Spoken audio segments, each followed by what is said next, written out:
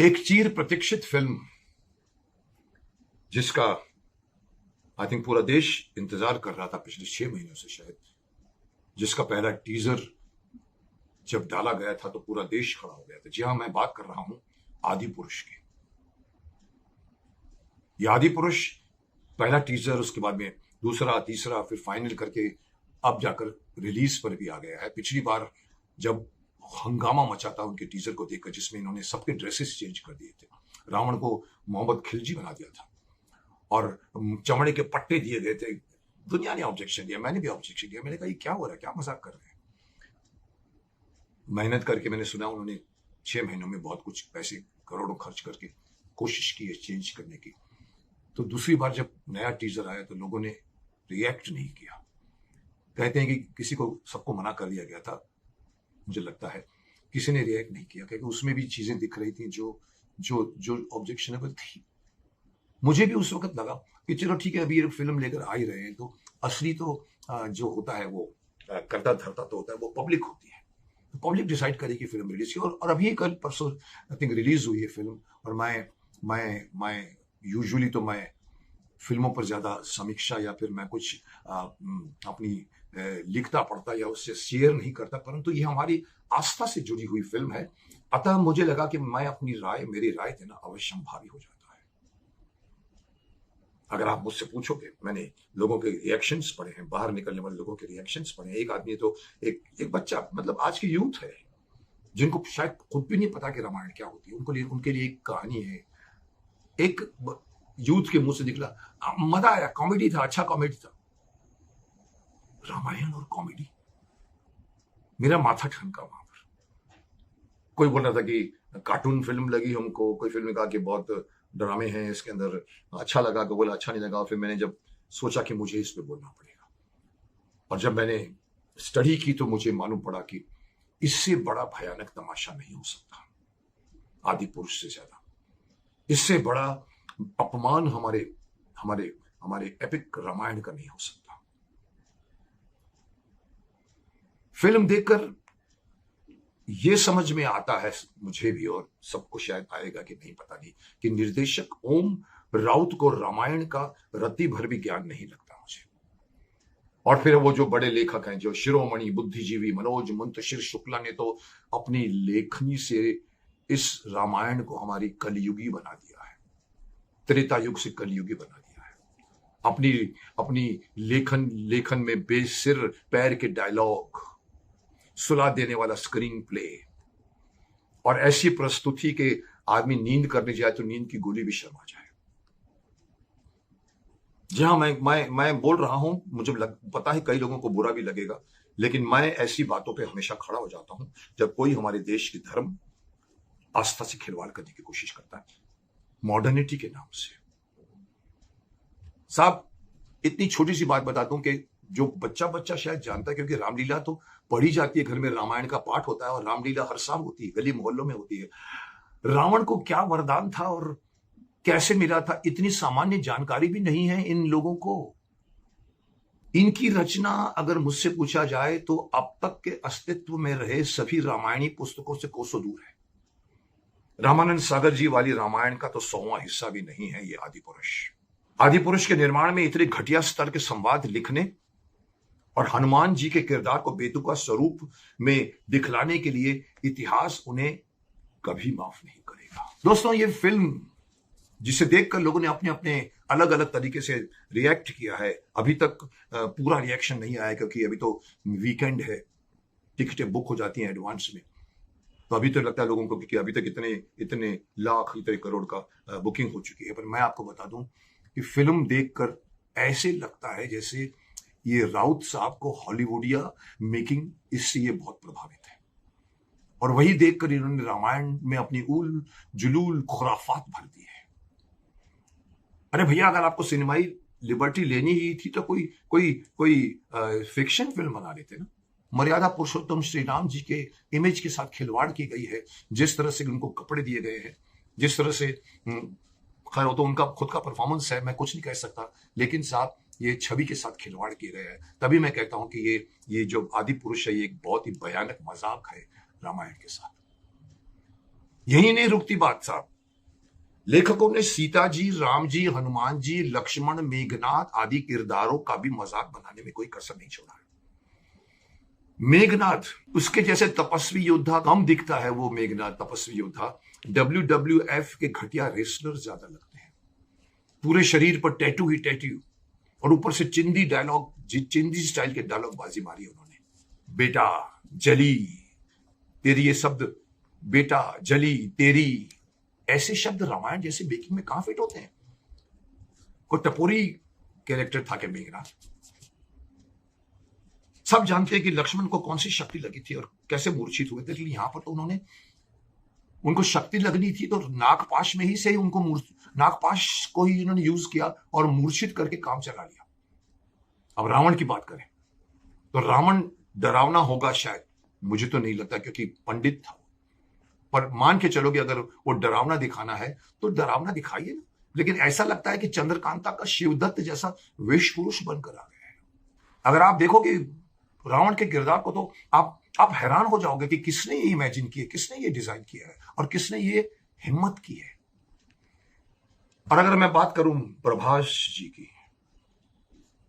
अच्छे इंसान है, अच्छे एक्टर हैं, बाहुबली कर चुके हैं, बाहुबली के बाद और भी फिल्में की हैं, लेकिन मैं कहूं ये फिल्म औरों से अलग थी। प्रभास जी श्री राम को पाने के लिए राम के व्यवहार को अपने अंदर लाना पड़ता है।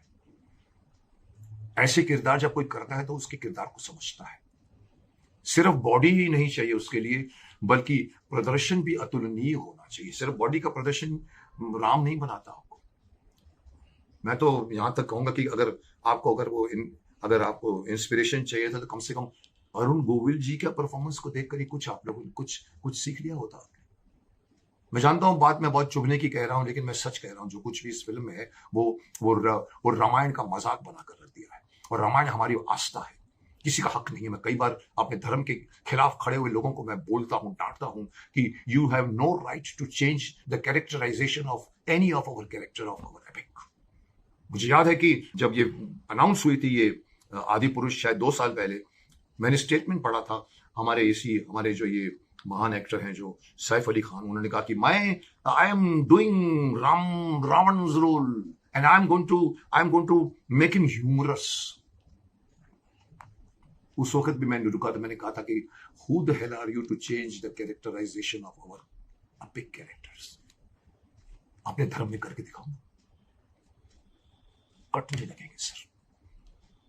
लेकिन उन्होंने पूरा सुना है। बीच में तो पिछले ट्रेलर्स में, अभी जो बीच में जो टीजर्स आए थे, 2, नंबर 2, नंबर 3, बड़ी समझदारी से उन्होंने, बिकॉज पहले में ही जब उन्होंने दिखा दिया था सैफ अली खान को चमगादड़ बढ़कर आता है, अलाउद्दीन खिलजी दिख रहा है, पूरा दाढ़ी बना के मौलवी बना दिया उनको।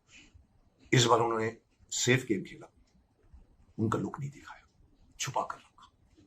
लेकिन मुझे नहीं पता था कि वो छुपा कर बैठे हैं, चेंज कुछ नहीं किया। रिलीज आया है, पब्लिक तो रिएक्ट करेगी, वही लुक है उसका, और उसको कॉमेडी करवाने की कोशिश की गई है। रावण कॉमेडी के कैरेक्टर नहीं थे। क्या निर्देशक, माफ करना बुरा लगेगा, पर निर्देशक राउत जी को सिर्फ रावण के लिए सैफ अली खान ही मिला। इससे ऊंचा तगड़ा कलाकार हमारी इंडस्ट्री में रह ही नहीं गया है। रावण भी कद्दावर था। जुगाड़ से बनाया गया रावण, जी हाँ, ये कैरेक्टर जो बनाया है, सैफ अली खान ने खुद कहा था कि मैं इसको चेंज करूंगा। जुगाड़ से बनाया गया ये रावण कम दिखता है, सस्ता स्मगलर ज्यादा दिखता है।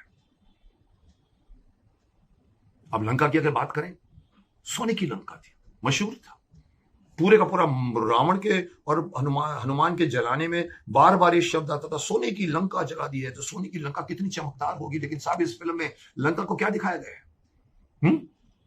पूरी सोने की लंका काली काली नजर आती है। और आधी से ज्यादा तो फिल्म में वो तमराज किल्विश जो हमारे शक्तिमान का मशहूर है, उसका अंधेरा कायम ऐसा लगता है। लंका देश कम बल्कि तिलस्मी और जादुई जगह लगती है। अब अगर आप लंका को इतना आधुनिक बताया, उन्होंने काफी बताया आधुनिक है, बहुत आधुनिक है, तो फिर आधुनिक है तो फिर रावण को चमगादड़ पर आने की क्या, दिखाने की क्या आवश्यकता थी? और युद्ध के नाम पर मोहल्ले की चिंदी लड़ाई टाइप दिखा दी गई है, जैसे मोहल्लों में लड़ाई होती है जहां जमकर लात घूसे मारे जाते हैं, अब शब्दों की बौछार हो रही है। ये नहीं है हमारा रामायण। क्या आपको रामायण नहीं पढ़ा? आपने आप रामायण बना रहे हैं और रामायण नहीं पढ़ते? कानन कुंडल कुंचित कैसा, हनुमान जी को आप चमड़े के वस्त्र दिखा देते हैं जहां पर पूरा देश खड़ा हुआ था, अभी भी वही कुछ रखा गया है। क्यों? क्या आप या तो दुस्साहस कर रहे हैं कि हम नहीं मानते इस किताब को, हम नहीं मानते वाल्मीकि के रामायण को, हम नहीं मानते रामचरितमानस को, हम इवन लंका, इवन जो रामानंद सागर जी ने बनाई है, जिसको देश ने उठा दिया था, आज तक कोई रामायण डिबेट नहीं कर पाई उनको, उसको भी आप लोगों ने नकार दिया है और अपने मन से आपने सब कुछ चेंज कर दिया है। यानी कि अगर आप लड़ाई भी दिखा रहे हैं जैसे मोहल्लों में लड़ाई होती है। मैं तो यहां तक कहूंगा कि ओम राउत और मनोज मुंतसिर ने क्या सोचकर बनाया ये वही जाने, लेकिन देशवासियों को अज्ञानी समझने की भूल मत करना। एक आम बच्चे को भी रामायण इनसे ज्यादा पता है, क्योंकि उन्होंने श्री राम कथा बचपन से घरों में धरोहर के रूप में सुनी है उन्होंने, और फिर रामानंद सागर जी का तो अभी कोविड के जमाने में फिर से रामायण को देख चुके होंगे। वो देखने के बाद क्या वो आपके रामायण पर खोट नहीं निकालेंगे? आपको पता नहीं है आप क्या करने जा रहे हैं। सिर्फ अगर माना जाए तो गीत संगीत और अयोध्या का स्क्रीन प्ले फिर भी ठीक लगता है, जिसके लिए शायद फिल्म देखी भी जा सकती होगी, लेकिन ये ध्यान रहे कि अगर आप फिल्म को देखने जाओ तो दिमाग को अपने घर में रख के जाना, क्योंकि आपको सिर्फ खींच आएगा और क्रोध आएगा। मुझे तो मनोज मुंतशिर के बारे में और उनकी पहले की लेखनी को देखकर यकीन करना मुश्किल हो गया है कि इतने सड़े हुए डायलॉग उन्होंने ही लिखे हैं। हनुमान जी का लुक जैसा डायरेक्टर ने दिया है, वैसा अगर खुद हनुमान जी भी देख लेना तो एक पहाड़ उठाकर बनाने वाली टीम के ऊपर फेंक दें। जी हाँ, मजाक नहीं कर रहा हूं। अगर हनुमान जी भी अपना ये लुक देखें तो जितना गुस्सा उनको कभी नहीं आया उतना गुस्सा आ जाए। फिर चिंदीगिरी परोसी गई है धर्म के नाम पर, चिंदीगिरी, जो फिल्म से जो कतई नाकाबिल बर्दाश्त है हमको भी और पब्लिक को भी। चलिए मैं आपको आपके एंड में आपके लिए मैं पाठकों की कसौटी के लिए कुछ फिल्म के डायलॉग सुना देता हूँ। आइए मैं आपको कुछ डायलॉग सुनाता हूँ, आपको खुद का पता लगेगा कि किस लेवल की, किस घटिया लेवल की, किस सड़क छाप के डायलॉग उन्होंने लिखे हैं। आपको पता है हनुमान जी लंका जलाते समय क्या डायलॉग बोलते पता है? कपड़ा तेरे बाप का, तेल तेरे बाप का, जलेगी भी तेरी बाप की। कपड़ा तेरे बाप का, तेल तेरे बाप का, जलेगी भी तेरे बाप की। ये हनुमान जी बोलेंगे, वो भी वाल्मीकि रामायण में बोलेंगे। ये एक कमर्शियल फिल्म में आजकल के डायलॉग जिस तरह से सलमान खान भी बोलता है और शाहरुख खान भी बोलता है, वो बोल सकते हैं, लेकिन माफ करना, हनुमान जी ऐसे टपोरे डायलॉग कभी नहीं बोलेंगे। अब आगे सुनिए अंगद क्या कहता है। अंगद कहता है, जो हमारी बहनों को हाथ लगाएंगे हम उनकी लंका लगा देंगे। मेघनाथ का डायलॉग सुनिए। मेरे एक सपोले ने तुम्हारे शेषनाग को लंबा कर दिया, अभी तो पूरा पिटारा भरा पड़ा है मेरे पास। ऐसे दोयम दर्जे के डायलॉग को देश की जनता शायद ही बचा पाएगी। फिल्म के नाम पर कबाड़ा बना दिया इन्होंने। जो कहानी हम सब बचपन से जानते हैं, उसमें इतना झोल करने की इजाजत सेंसर बोर्ड ने कैसे दे दिया? जी हाँ, मैं बार बार सवाल उठाता हूं। लोग कहते हैं सेंसर बोर्ड ने पास किया तो आपको क्या एतराज है? मैंने कहा सेंसर बोर्ड सुप्रीम कोर्ट नहीं होता भाई। अगर सेंसर बोर्ड ने हमारे धर्म को समझने में भूल की है तो हमें उनको अपना धर्म समझाएंगे। और मैं यह सवाल फिर से पूछ रहा हूं, क्या सेंसर बोर्ड हम लोगों के बीच में से निकले हुए पुरुष नहीं है, नारियां नहीं है, जिनको पता नहीं है कि रामायण हमारे यहां पर साल भर पढ़ी जाती है? रामलीला का मंचन होता है, राम कैसे होते हैं, लंका कैसी होती है, सीता कैसी होती है। मोहल्ले मोहल्ले में बच्चे भी जो परफॉर्मेंस करते हैं वो इनसे बेटर है। कैसे पास कर देते आप उनको? लोग क्यों कहते हैं कि सेंसर बोर्ड ने पास कर दिया था? अरे हमारा तो आपके ऊपर यकीन हट गया, विश्वास हट गया कि अगर आप अगर ऐसी फिल्म पास कर सकते हैं तो फिर सोचना पड़ेगा कि कैसे पास होती है। फिल्म में रावण का दशानन लुक देखकर तो लंका वाले भी 100 गालियां दे देंगे इनको। जी हाँ, लंका वाले भी इनके ऊपर केस ठोक देंगे कि हमारे रावण को आपने कैसे बताया है।